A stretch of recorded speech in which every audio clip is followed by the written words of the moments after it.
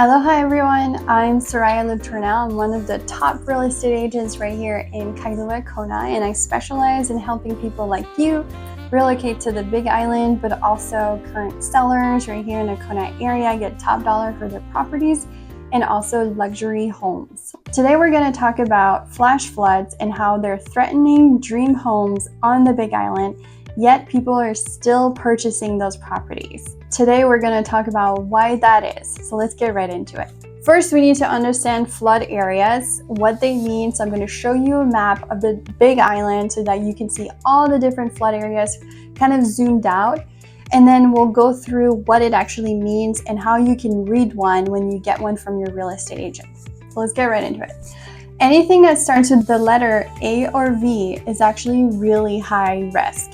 This is where you really want to take a good look at the entire lot and make sure that there is an area that does not have an A or V in the front to just ensure that you're able to build a property that's not going to get flooded all the time. So that is the main thing that you want to look for, is an A or V. The rest of the thing that you're looking for when you're looking at the Big Island, the rest is most likely a low risk. So you'll have something like a X or D. The D means undetermined because the state didn't check it out. Now, my personal understanding of that is that if they haven't checked out the area, they truly don't believe that there is a risk. But technically there is some type of risk because it hasn't been checked yet. Any zone that has an A or V does require flood insurance. And something that you can notice looking at the map is that most of the coast actually is zoned as VE, and that's because they're right on the shore. So you have hurricane and high waves risk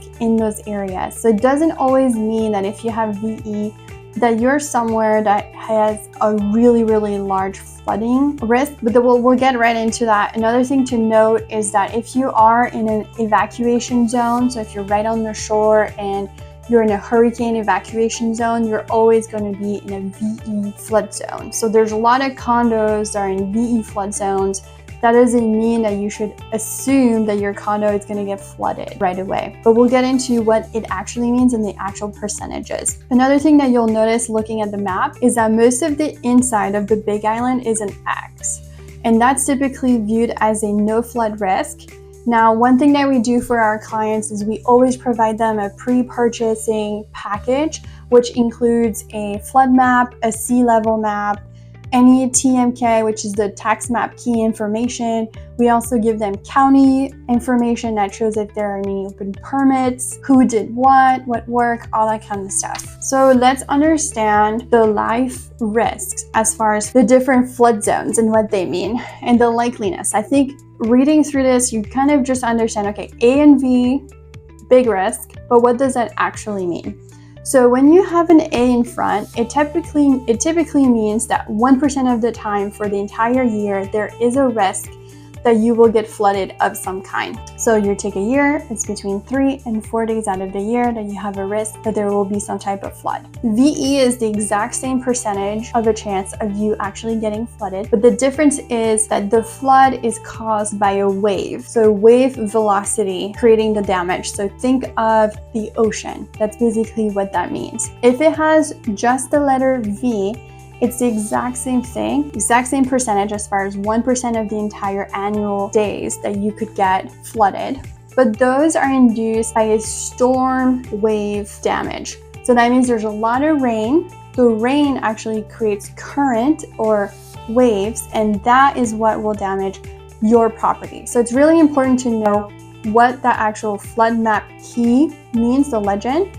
Because when you're reading through it, if you're in a property that's oceanfront, kind of expect a VE. If you're in a property that's inland and you're getting V, that's when you need to really look into the specifics of your lot and not build where the V is. X is saying that it's above a floodplain, so the water has to go against gravity in order to get to your property. So there's very little chance that you would have any type of damage, which is why it's low risk. And D, like we talked about earlier, means that the state did not evaluate it. They say that there may be or may not be a risk because they haven't looked at it. We're gonna look over different statistics as far as the risk of death from flooding here on the Big Island. The first thing that I want for y'all to know is, when should you expect any type of flooding? Because I think one of the understandings about Hawaii is that the weather is the same all year long. Now that is true for some areas, but it's really not true for the entire Big Island. We do have a rainy season, as you can see right here. That is between September all the way through March. So the highest rains are really in October and November. And you can see right here, that is when the highest flash flood events typically happen every year. The next thing that I want to point out too is the weather fatalities. So a lot of people actually die from high surf. These are yearly death statistics. By the way, this is not from 1960. Like, this is a typical statistic of how many people pass every year due to these different scenarios. And so the high surf is actually hurricanes. So people riding the wave or, being on high surf in the ocean.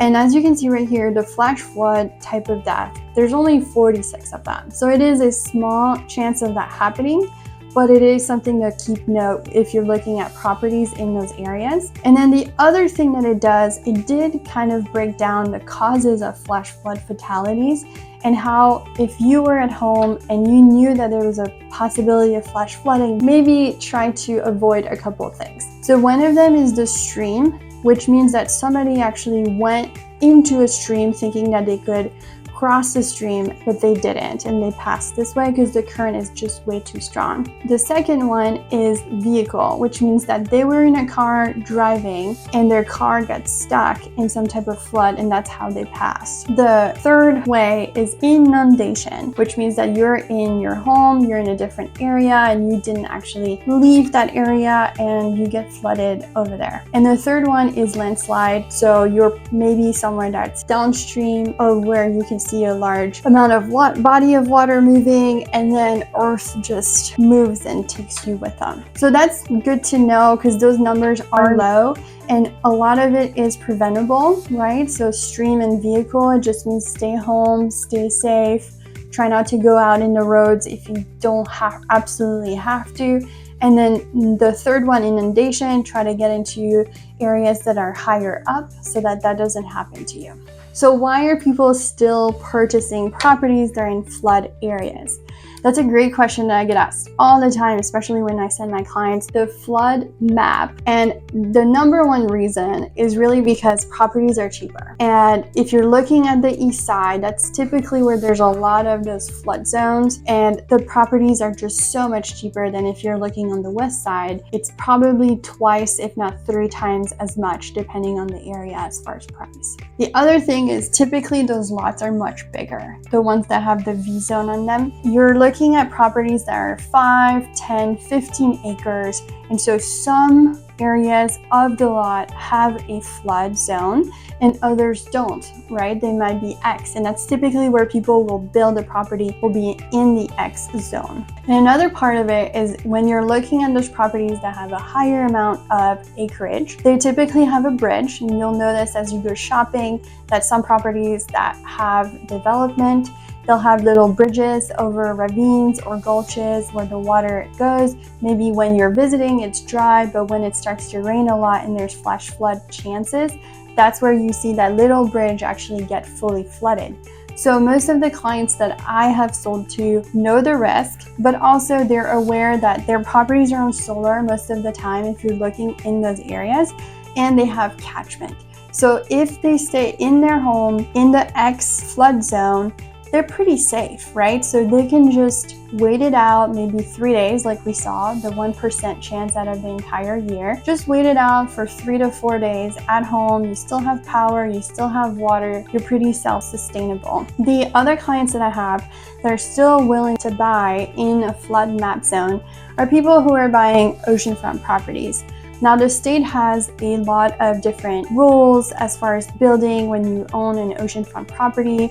They typically set a pretty large setback, especially because of all the events that are going on Oahu, on the North Shore, with properties that are falling into the ocean. And so they have strict rules as far as distance from the highest wave that goes on to the beach. Then they have rules as far as post and pier if you're gonna elevate your home, or they have rules as far as retaining walls that will be able to sustain any type of big waves as well. Also the material that you're using for the glass, if you have a lot of glass in your oceanfront property. Anyway, there's lots and lots of rules, and people like to live oceanfront, so that's why they're willing to pay and live in those areas. Another thing that I get asked a lot around flood maps is insurance, right? Because that's a big concern as far as insurance cost, and it's gonna vary. It varies a lot depending on your area, what type of flood map do you have, and where you're building. But you should consider the cost when you're looking into buying. So during the inspection period, if you're a cash buyer, I highly recommend that you get a quote from a local insurer so that you know what the cost is like.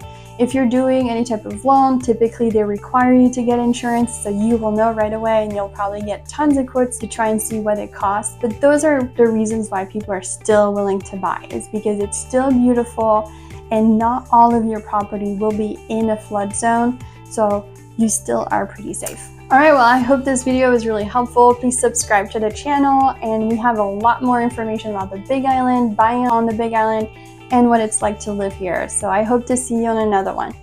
Aloha!